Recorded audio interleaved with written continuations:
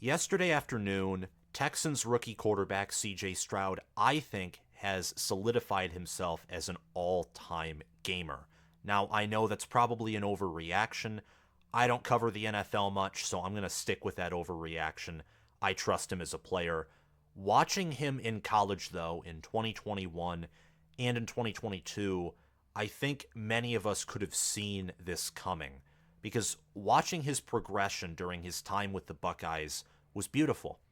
You can see CJ Stroud's brain working every time that he moves. He's an intelligent player, he is a great leader, he's an elite person, he has elite talent, he is everything you want in a quarterback. And I hope that he wins multiple Super Bowls and playoff games and gets Pro Bowl awards and MVP awards with the Texans. And I hope that the Texans build an even better supporting cast around him and give him, the freedom to make decisions and, be fluid, because we all know that some NFL franchises are just stubborn and put their players in absolutely terrible places, aka Bryce Young with the Carolina Panthers. But I digress. I just wanted to shout out CJ Stroud. I am by no means an NFL guy, but CJ Stroud is my favorite college football quarterback, and this is despite me being a Michigan fan. And as a Michigan fan, someone who vehemently cheers for Michigan to pound Ohio State every single season. I'm hoping that they can meet up 11-0 versus 11-0 and that Michigan can beat Penn State this weekend. CJ Stroud is a monster at quarterback, and he definitely was a gift to Ryan Day. He helped Ohio State have tremendous success on the offensive side of the ball. And I am going to reference him in his game in college and also, reflect on his NFL performance as well throughout the video, because I think that what he did in college and also what he is doing right now with the Texans can relate to some of Ohio State's offensive struggles right now. When you have an elite quarterback, when you have a Heisman quarterback, when you have a generational quarterback, that helps you out a lot. And sometimes just a difference between a good or great quarterback versus a generational quarterback can make a world of difference. But would that matter all too much for this Ohio State team? Or if it matters a ton, would that still be able to hide a lot of Ohio State's weaknesses offensively? Welcome back, fellow football fanatics. It's your host, College Football with Sam, and I meant what I said just about a minute ago. I hope that, the Texans and the Lions just have tremendous success. I'm rooting for Aiden Hutchinson, Nico Collins. I'm rooting for Daxton Hill and every Michigan player in the NFL. But I'm rooting for CJ Stroud to have success with the Texans. I meant that. And the Texans and the Lions becoming the next superpowers of the NFL, totally unrealistic, but I hope that it somehow happens, as I'm from Michigan. Therefore, by proxy, I'm essentially a Lions fan. But for the rest of this video, we are going to be talking from a college football angle and talking about Ohio State football, as that's the main topic here. So please make sure to subscribe to the channel and click the notification bell so that you can get notified when I release more college football content. Like the video so we can get this content into the algorithm. And comment your thoughts on Ohio State's offense down below. What do you think some key issues are, whether they're schematic, personnel? Just talk to me down below in the comment section. And if you want to support the channel, last thing I'm going to say, check out my Patreon page via the link in the description and via the pinned comment. You can sign up as an all-conference patron, where you'll be thanked for your support at the end of the video. If you sign up as an All-American or Heisman patron, you also get insider access to bonus content, my picks for college football Saturdays that I release Saturday mornings, and Potential Power is going to be back up next week, not this week, but Potential Power has been over 50% in picking spreads and around 75% in picking money lines, so you also get access to my power rankings, which I'm trying to develop, and it's evolving relatively quickly, and I'm pleased with the progress and performance that it has had. So, Ohio State this season noticeably has taken a step back on the offensive side of the ball. In 2021, the Buckeyes scored 45.7 points per game. And in 2022, they scored 44.2 points per game. This season, Ohio State has scored 32.8 points per game. That is nearly a 2-touchdown difference every game. Every game in terms of offensive production. And the defense, well, it's remarkably better. And you can tell that just via the eye test. The defense in 2021 allowed 22.8 points per game. In 2022, Ohio State improved on the defensive side of the ball and only averaged 21 points allowed per game. And in 2023, the Buckeye defense is currently second in opponent points allowed per game, only allowing 10.7 points per game, which again is second in the nation behind Michigan's number 1 scoring defense, which on average only allows 6.7 points per game. Ohio State right now has an average of 22.1 points that separate its team versus their opponents. On average, they outscore their opponents by 22 points per game this season. Last year, they outscored their opponents on average by 23.2 points per game. So the margin of victory really hasn't changed. But this Ohio State team is noticeably different, much more defensive, much less offensive. They're also second in the simple ranking system, according to sportsreference.com, once again only behind Michigan, who's at number 1. This Ohio State team is really, really good. They're an elite team, and I don't want to get away from that. But this offense has taken a bigger step back than certainly I expected, and I think many of you Ohio State fans and college football fans expected. They lost their center, both of their offensive tackles, and their generational quarterback, but returned all of their running backs, an NFL tight end in Cade Stover, NFL wide receivers in Marvin Harrison Jr., Emeka Egbuka, and NFL guards in Matthew Jones, Donovan Jackson, and we knew even with some limitations along the offensive line, particularly at tackle, that Ohio State had talent there. And Kyle McCord learned and was tutored by CJ Stroud, who's a 5-star out of high school. So he was expected to step in and, while not immediately be as good as CJ Stroud or perhaps ever as great of a quarterback as Stroud was, he was expected to perform at a near elite level nationally. And that just hasn't happened so far this year, and I don't think really anyone can deny that. But I don't think that Kyle McCord is the biggest part of the problem for this offense. In fact, I might go as far to say that he isn't the problem, period, amen.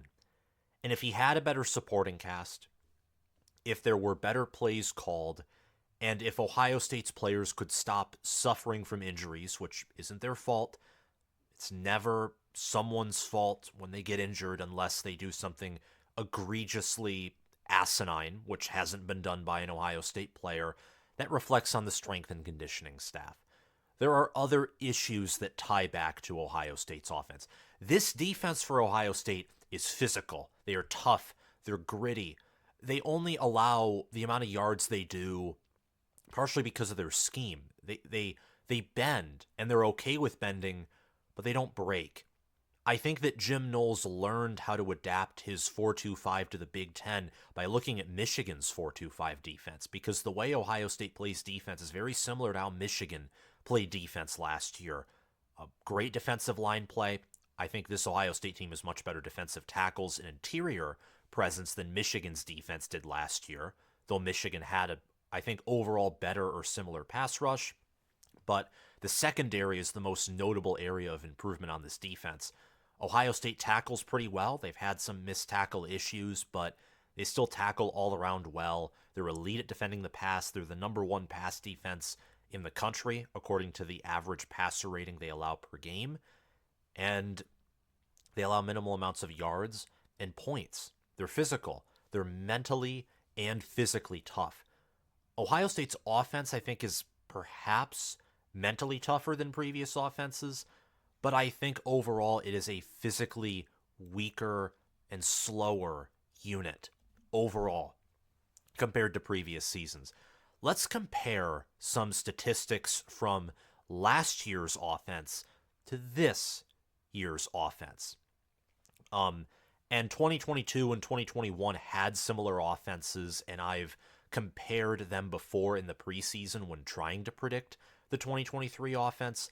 They're overall very similar. The 2022 offense had a better rushing offense than the 2021 unit, and 2021 had a better passing offense than the 2022 unit. Overall, both had great offensive line play. I think the 2022 offense had a higher ceiling, but I think Ryan Day wanted to run the football more, wanted to control more time of possession, and therefore the offense rather, was a little slower, and that was intentional. And overall, 2022 Ohio State was much better than 2021 Ohio State. And I think that the bowl game against Georgia showed that even with a slight statistical drop-off, the 2022 offense was better than the 2021 offense. At least in my mind, it's just an opinion, but let's focus on the here and now while comparing to last year. Last year, Ohio State passed for 298.3 yards per game, and they had an average of 3.2 touchdown passes per game. This season, you see that Ohio State, in terms of passing yards per game, only passes for 15 less yards per game. However, they pass for 2.1 touchdowns per game, which is a whole 1 touchdown less through the air per matchup. And I think that's interesting. The passing offense on a very surface level, obviously there are big differences when you look at the accuracy between Kyle McCord and CJ Stroud, but a large part of that is due to the fact that the wide receiver core didn't change at all compared to last year. Marvin Harrison Jr. returned, Emeka Egbuka returned, Stover and even Egbuka have not been completely active in all of their games, but Ohio State has depth at tight end with G. Scott Jr., and they have Carnell Tate and Julian Fleming and Brandon Innes and other pieces. Really great depth at wide receiver. Kyle McCord has 17 passing touchdowns right now. CJ Stroud last year had 41. There's a possibility that Kyle McCord, given how this offense has functioned, and that it will face a great Michigan defense at the end of the season and face great defenses in the postseason, whether that's in their bowl game or the college football playoff, there is a reasonable outcome where Kyle McCord doesn't reach 30 passing touchdowns. I mean, that is a possibility. And I think a lot of that is due to the statistic below the passing offense, as well as, we'll get to this in a few seconds, the offensive line. The rushing attack has really taken a step back. Now, with TreVeyon Henderson back in, the rushing attack has spark. You have to defend the run. You can no longer just defend the pass against Ohio State. Ryan Day, even when the run game has had little presence, has stubbornly chose to run the football. Last year, Ohio State nearly rushed for 200 yards per game, and they had over 2 rushing touchdowns. I watched, I think I already mentioned this, Indiana versus Ohio State highlights from 2022. The holes that Luke Whippler, Matthew Jones, Donovan Jackson, and that offensive line, Paris Johnson Jr., the holes they would open up were outer worldly. I mean, Ohio State's offense last year was an elite offensive line. I watched that Ohio State offensive line, and part of me is thinking, I know that this Michigan offensive line is probably better than advertised, but I'm thinking, maybe Michigan could benefit from last year's Ohio State's, or the Buckeyes, rather, offensive line. I mean, they were opening up holes against Indiana. They were able to run somewhat successfully against Michigan and Penn State, and really, the running back room was plagued by injuries throughout the whole season. It wasn't the best rushing attack in the nation, and it likely wouldn't have been even if the running backs were completely healthy, but if Henderson was healthy, if Williams was healthy, for the whole season last year, Ohio State would have ran for over 200 yards per game easily. This season, Williams is unfortunately out for the year. Henderson looks fully healthy. Chip Trayanum is completely engaged as a running back. That's his position now. And Ohio State's not even running for 150 yards per game, and on average, they're only rushing for 1.7 touchdowns per game. That makes my prediction of Ohio State running for close to 250 yards per game look absolutely laughable. 134.3 rushing yards per game, and Ohio State currently on offense has passed it 280 times, ran for 303 times, and they're only averaging 4 yards per carry flat. Flat. And they face Notre Dame, who has a good defense, a great defense, rather. They faced Penn State, who has an elite defense. But against Maryland and against Indiana, Maryland, by the way, does not have a good defense whatsoever. They struggled to run the football. And this makes Ohio State's offense somewhat predictable. If you can get them to, quote-unquote, waste a play by running the football, which they did a ton against Penn State and a ton against Maryland, then, well, you know they're going to pass, likely to Marvin Harrison Jr., and that makes the offense that much more predictable, that much easier to stop, especially the case in the red zone. And I think that's why you see the passing yardage per game is about the same, but the passing touchdowns per game, there's a big drop-off there. Big. That's like a third of last year's passing touchdowns just wiped off the board with the same wide receiver core, tight end room, and arguably with a year of training, those groups have gotten better compared to last season. I think that this offense, because of the run game, and also because of an offensive line that is allowing basically an extra sack per game and several more pressures compared to last season, and the team as a whole is only averaging 6.1 yards per play as opposed to 7.2 yards per play, and this is including Marvin Harrison Jr.'s long touchdowns and Henderson's long touchdowns too. This Ohio State offense, if they don't get around the corner, if they don't get in space, it's very hard for them to be consistent and to methodically drive down the field. For example, against Penn State, and yes, we're comparing Ohio State's offense to Penn State's defense, because if you're Ohio State, you're expected to beat the best and play against the best, and Penn State is one of the best defenses in all of college football. They won on one methodical drive, maybe two, but from what I remember, one. There's one drive that really impressed me that Ohio State started off with. And then after that, punt, struggled to run. Ohio State ran in that game to control the game, and ironically enough, I thought they had a more successful rushing attack than Penn State. Penn State just broke off one or two big runs that I think skewed the numbers. But this offensive line really holds the team back. You give this year's Travion Henderson, last year's Michigan or Ohio State offensive line, this team's rushing for over 150 yards per game, even with Henderson's injuries. Chip Trayanum would be renowned as a power back behind a better offensive line. McCord would be more accurate, less under duress. You'd probably see a few more passing touchdowns. He'd probably cross the 20 mark by now already. And the offense overall would be better off. And that's combined with a defense that has improved a ton. If Ohio State had a better offensive line, what I'm saying is they'd be even better than they were last year. And last year was a national championship caliber team that got aced at home by Michigan. I'll just leave it at that, keeping in mind, the controversy, sign stealing, and also the fact that on the field they just got, out-physicaled, were horribly undisciplined with tackles. They got emotional in the second half and just broke down. And then against Georgia, one field goal and one caught interception from Stetson Bennett away from destroying TCU in the place of Georgia and going 13-1 and winning it all. Last year was an elite team.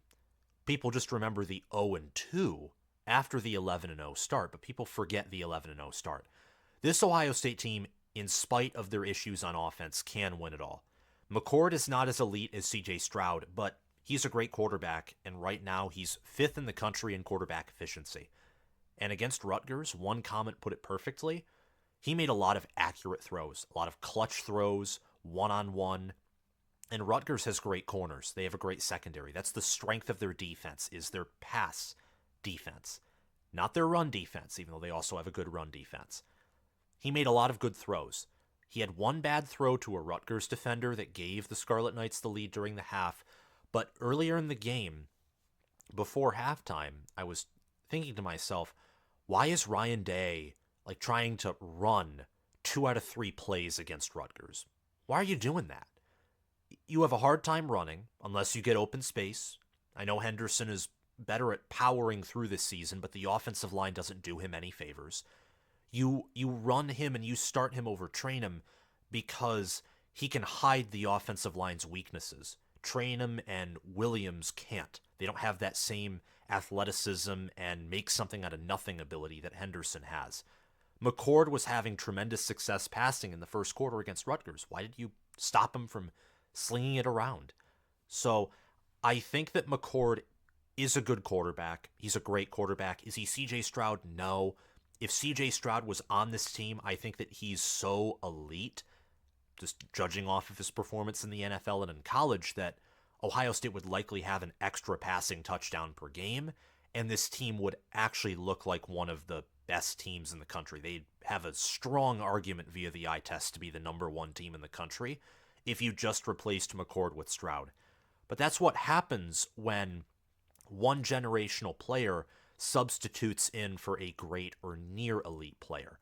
That's not realistic. You don't get a CJ Stroud every year. Even Lincoln Riley doesn't.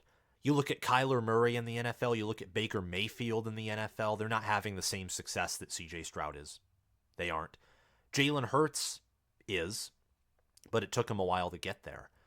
And Lincoln Riley also, tailors his offense, especially to perform against weaker defenses. When he faced Notre Dame's defense or Utah's, what did that offense do? Exactly. Crickets, turnovers, punts, pathetic 3-and-outs, and having to rely on Zachariah Branch and a turnover-heavy defense to take advantage of Notre Dame and Utah's mediocre to bad offenses. You can't have a generational quarterback every cycle. So what's more realistic is alleviating that pressure on McCord and future quarterbacks by improving at the offensive line. And unfortunately, McCord is playing with Ryan Day's worst offensive line. That's not up for debate. The offense will improve, perhaps dramatically, if the O-line can find a spark or if they can successfully rally around Henderson. Maybe Henderson running and turning something that looks like a busted play into a 65-yard gain like he did against Rutgers. That can improve the offensive line's confidence because that can take some pressure off of them. They no longer feel like they have to make every play perfectly. They can be more comfortable with making mistakes because they have a guy who has their back and who can pick them up in the same way that they can, pick Henderson and pick McCord up. So the woes for Ohio State's offense are clear. And this is a frustrating offense to watch. It's a disappointing, lethargic offense to watch given the talent that it has. But calling for McCord to be benched is lunacy. That's part of the reason why I made this video. And I just want to put in perspective, bringing up CJ Stroud and his success at the NFL and also collegiate level. He is not the standard. He can't be.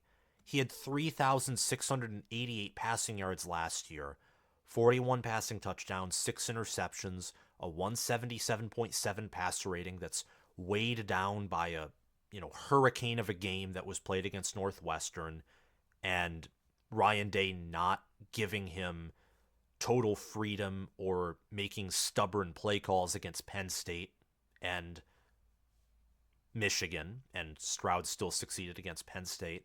And in 2021, Stroud had 4,435 passing yards, 44 touchdowns, 6 interceptions, a 186.6 passer rating, and he averaged 10.1 yards per pass attempt, and he averaged 9.5 in 2022. Also, don't forget his 2 bowl games against Utah and Georgia, where he just lit those opposing defenses on fire and then poured oil until those defenses exploded. Unfortunately for him, his defense nearly cost him a loss against Utah, and it did cost him a loss against Georgia. Fix the offensive line, improve the run game, actually control time of possession. Ohio State this season, this is a fun fact, last year's team was better at controlling games and owning time of possession than this year's team is. That's a red flag. It's definitely a red flag. But there are ways to improve the offense. I don't think it relates much to Kyle McCord. I think that McCord is doing the best that he can do. I think giving him a better supporting cast and more time will result in him becoming a better quarterback. Great supporting casts build great players. Look at Stetson Bennett. Look at Stetson Bennett and how he progressed as a college football player. Look at J.J. McCarthy right now with Michigan. Look at the opposite effect of this. Look at Brian Lewerke at Michigan State. He had no supporting cast and it wrecked him. So build the supporting cast if you're Ryan Day in Ohio State. Thank you so much to my Patreon sponsors for sponsoring this video and supporting the channel. Your support is always appreciated, however, it is never expected. Thank you to Crash2488, Anthony McDowell, and Justin Roge for being Heisman patrons. Thanks to Spencer Bringhurst, Noah DDLC, and SFS Inverted for being All-American patrons. And thank you to Will Loftus, Gabriel Calendar, Roaming Gnome, Matthew Sale, Chris Lane, Austin Christmas, and Zubin Zah for being all-conference patrons. Have a phenomenal day, guys, and I'll see you all around. Bye-bye.